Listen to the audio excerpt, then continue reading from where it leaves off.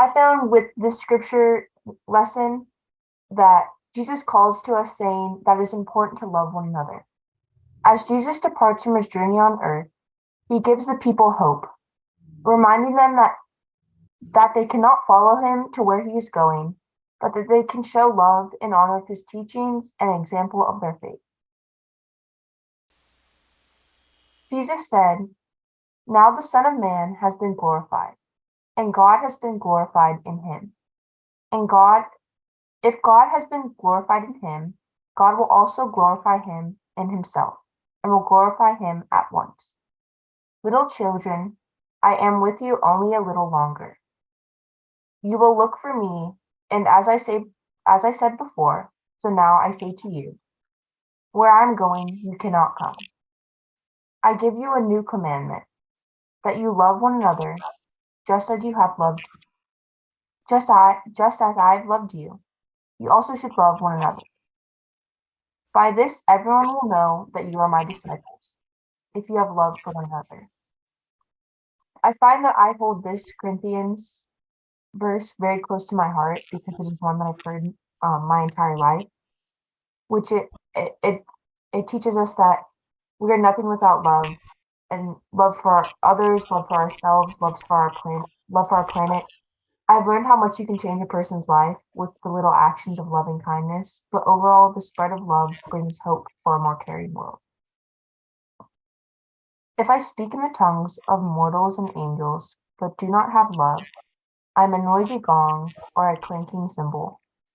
And if I have prophetic powers and understand all the mysteries and all knowledge, and if I have all faith so as to remove mountains, but do not have love, I am nothing.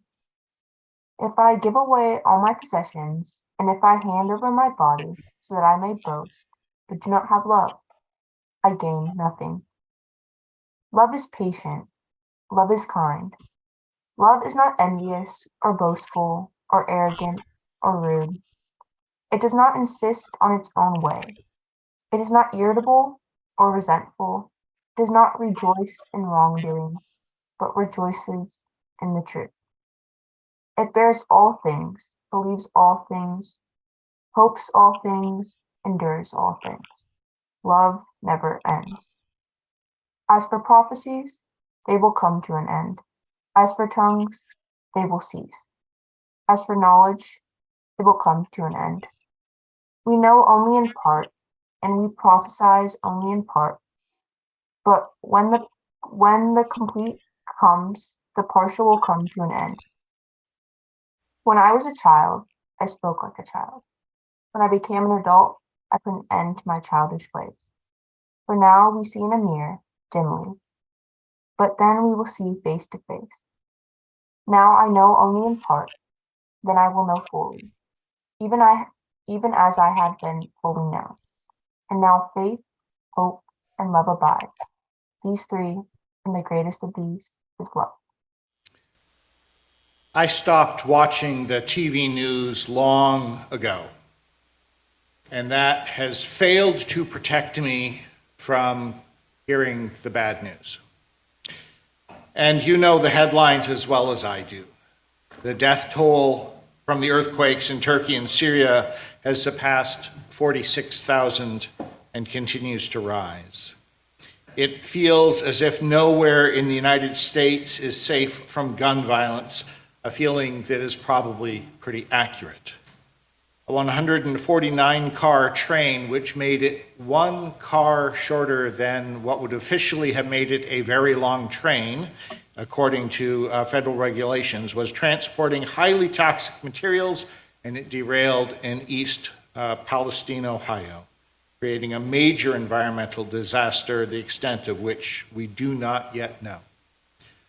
Racism and transphobia and limitations on women's rights keep getting pushed in subtle and overt legislation across the country. Researchers have noticed that warming seas caused by climate change are severely undercutting the Thwaites Glacier in West Antarctica, which only matters if you care about sea level rise. It's not simply the news that is overwhelming that makes me want to throw up my hands and say, I give up. It's that these problems seem so intractable, seem so unsurmountable. I can't stop the earthquakes and the aftershocks. And while the majority of Americans want sensible gun legislation, the elected, I don't know what to call them, ammophiles, I guess, appear to be unwilling to take action. Corporations keep skirting the spirit of regulations, not the letter, but the spirit of regulations, in their pursuit of profits, which they will pursue at all non-monetary costs. The isms of our society run so deep it feels as if they will never be overcome. And political officials seem unwilling to make the hard decisions that are necessary to address the climate crisis. It feels like we're on an invertible path into a scene from some dystopian movie. But author and activist Naomi Klein says, I don't believe we have the luxury of throwing up our hands and saying, we're doomed, let's just go all Mad Max on this. I think there are ways of preparing for these shocks, that building a way of living with one another that is significantly kinder and more generous than the way we currently live with one another, which really is quite brutal. That requires investing in the labor of care at every level and guaranteeing basic economic rights like the right for housing and food and clean water. If we build out an infrastructure, we can weather shocks with far greater grace. And that's where I place my hope. It is almost as if Klein heard my sermon from 2 weeks ago, when I talked about hope needing pathway thinking that sees pathways towards the desired outcome, and agency thinking, the sense of empowerment and motivation, the agency to pursue those outcomes. Hope is a muscle that needs to be exercised. And that's what today's sermon is about. Some ways to exercise hope, some ways of practicing hope. Marianne McKibben Dana, the author of the book that inspired this little series, suggests that one way to practice hope is to notice or create beauty. Dana says, when I'm neglecting beauty, I'm disconnected from the natural world and or from art, music, or stories, forces that were here before me and will be here after me. Some years ago, the pastor and writer Samuel Wells found himself in one of those, what would you put on your tombstone moments? And he blurted out an idea that he hadn't known was fully formed in himself until he heard himself say it. If it can't be happy, make it beautiful. Dana posits that creating beauty or noticing beauty is a way of practicing hope even in the midst of greater despair and greater sadness. I'm not sure I completely agree with her. I do find that practicing beauty, noticing beauty, creating beauty to be a helpful thing to do when I'm experiencing sadness or ennui, or even despair. When I was on a walk this weekend, I found this little feller crawling along and paused to watch him and take a few photos. And it was a sense of peace that came over me, noticing the wonder and glory of God's creation. That peace isn't really the same as hope. But maybe that peace is a foundation of hope. Another way Dana says we can practice hope is by being attentive to our relationships. I'd add to that by being attentive to our communities as well. When I'm neglecting relationships, Dana writes, I see others as burdens or obstacles, or myself as a doing machine. Studies show that when we are lonely, our cortisol, the stress hormone, levels can soar to similar levels as when we're experiencing a physical attack. That changes when we pay attention to others, when we are nurturing to relationships, when we tend to the communities of which we are a part. It's one of the most magical paradoxes of life that doing something for someone else can help us feel better about ourselves and feel better, period.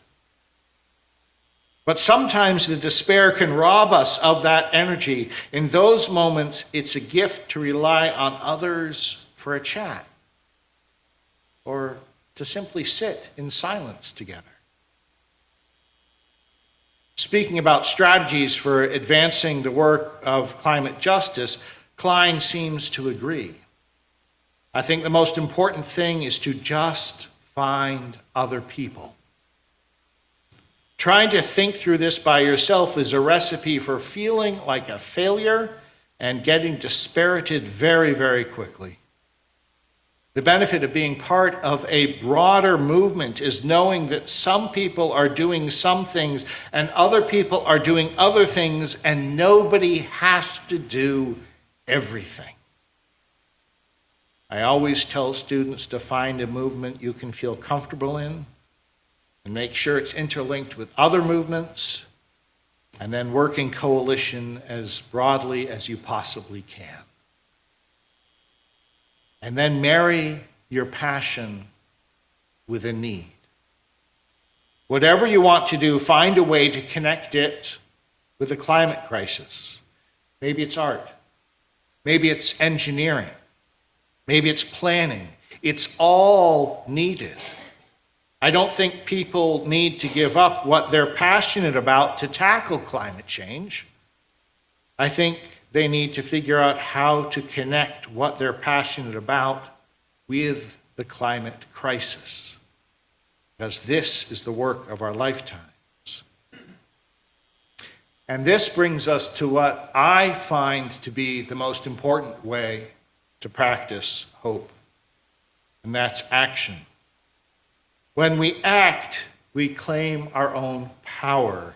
When we act, we find in claiming our power that important part of agency thinking moves us. Gregory Ellison, activist and professor at Emory University, likes to quote his auntie who said, "Greg, I may not be able to change the world, but I could change the 3 feet around me." I actually believe we can change more than the 3 feet around us. I believe that we can cause changes that have a much further reaching impact.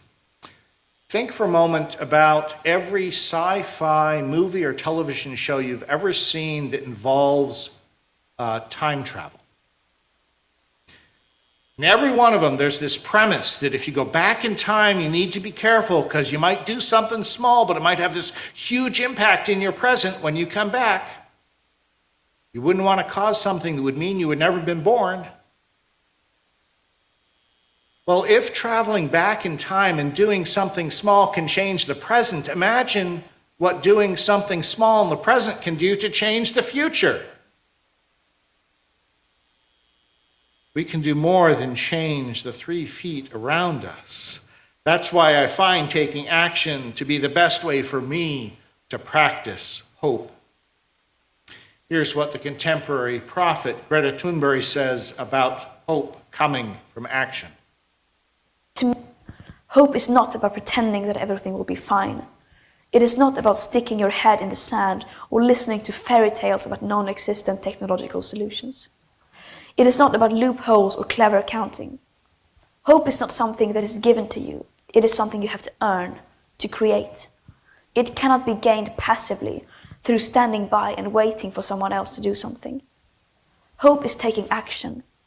It is stepping outside of your comfort zone. And if a bunch of school kids were able to get millions of people to go out on the streets and start changing their lives, Just imagine what we could all do together if we really tried. So instead of looking for hope, start creating it yourself. Bill McKibben has said that there are two kinds of hope: what he calls magical hope and actual hope. Magical hope can take many forms, from Pollyanna wishful thinking to denial of reality to beliefs that things can be done that actually physics won't allow. Actual hope, Bill says, lies with people joining together to make change, despite the insistence of our betters that change is impossible. It's always been so. That's why contributing to 1 great hour of sharing and Week of Compassion, which is next month's special offering, will make a difference for those affected by the earthquakes in Syria and Turkey. That's why joining with efforts like March for Our Lives or Brady United Against Gun Violence can make a difference. That's why supporting efforts by environmental and worker groups to make transportation systems safer can make a difference. That's why uniting with organizations that are combating racism and transphobia and sexism can make a difference. That's why joining actions sponsored by groups like 350.org and Third Act can make a difference. Now, none of us can do it all. And all of us can do something. Amen.